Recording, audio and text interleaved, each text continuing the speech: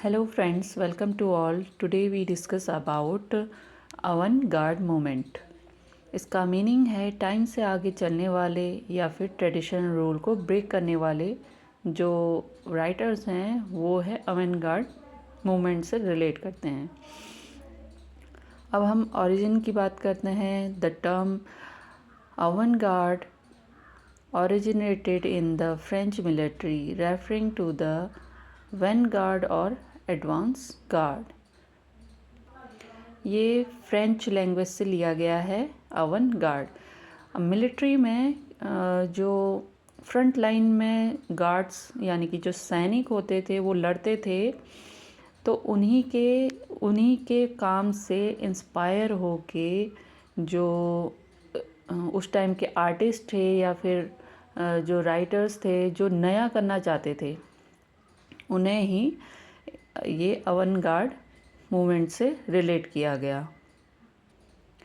It was later adopted by artist and intellectual to signifying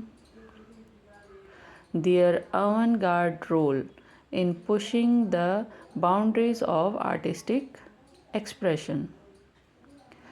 Avant-garde refer to innovative or experimental work of art that challenge established artist norms and convention of the time. It is defining feature of modernist art.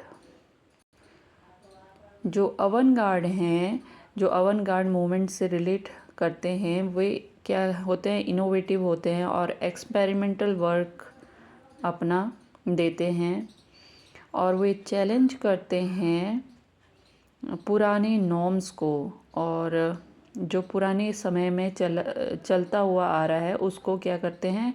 उस rule को break करते हैं और एक नई चीज़ और innovative चीज़ को दिखाते हैं।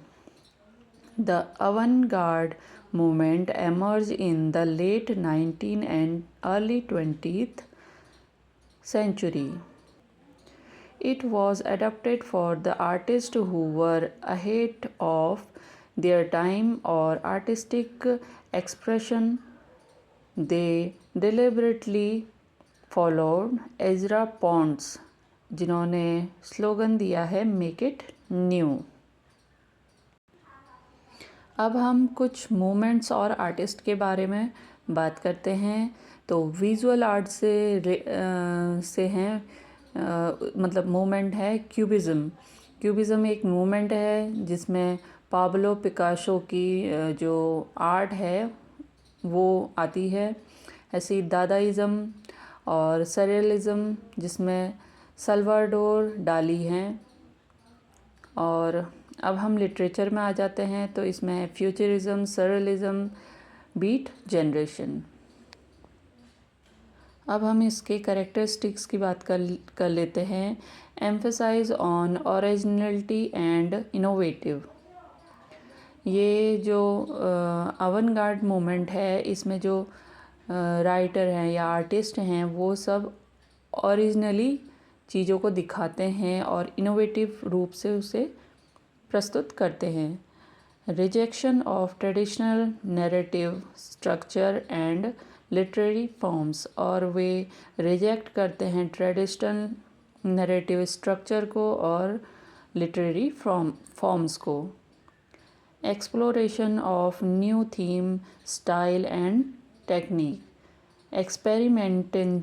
Experimentation with language, syntax, plot and narrative techniques. Critique of societal norms, value and institutions. Desire to provoke and challenge reader expectations. अब हम कुछ की फिगर और उनके वर्क्स के बारे में जान लेते हैं। तो जेम्स जॉयस का जो वर्क है यूलिसिस, वो यूज़ ऑफ है स्ट्रीम ऑफ कॉन्शियसनेस का और narration and experimental linguistic techniques का। वर्जीनिया वुल्फ का है Mrs Dalloway to the lighthouse, जो कि थीम है कॉन्शियसनेस की, perception and the passage of time. T S. Eliot का वर्क है द वेस्टलैंड। ये फ्रेगमेंटेड इमेजरी है, मल्टीपल वॉइस में है, to depict the disillusionment of post world war first society. D H. Lawrence का है सन्स एंड लवर, जो कि एक साइको एनालिटिक वर्क है, और है woman in love, themes of sexuality, psychological and social class. Ezra Pound, जो कि इमेजिसन मूवमेंट से बिलोंग करती है, a movement that emphasise clarity, precision and economy of language in poetry. अब हम MCQs के बारे में बात करते हैं। तो पहला क्वेश्चन है the term avant-garde belong to which language. तो किस लैंग्वेज से बिलोंग करता है अवंगार्ड? फ्रेंच लैंग्वेज से। अवंगार्ड लिटरेचर मेनली फोकस ऑन, तो किस से फोकस करता है? Experimentation and innovation. Which of the following is a key figure of avant-garde writers? तो इसका आंसर हो जाएगा breaking traditional forms. Avant-garde writers usually try to challenge social and artistic norms. Which movement is closely related to avant-garde literature? तो इसका answer होगा Dadaism. Stream of consciousness technique is associated with avant-garde and या फिर modernist writers. Which poet is consider an avant-garde writers? तो इसमें से कौन है अवंगार्ड राइटर? Ezra pond.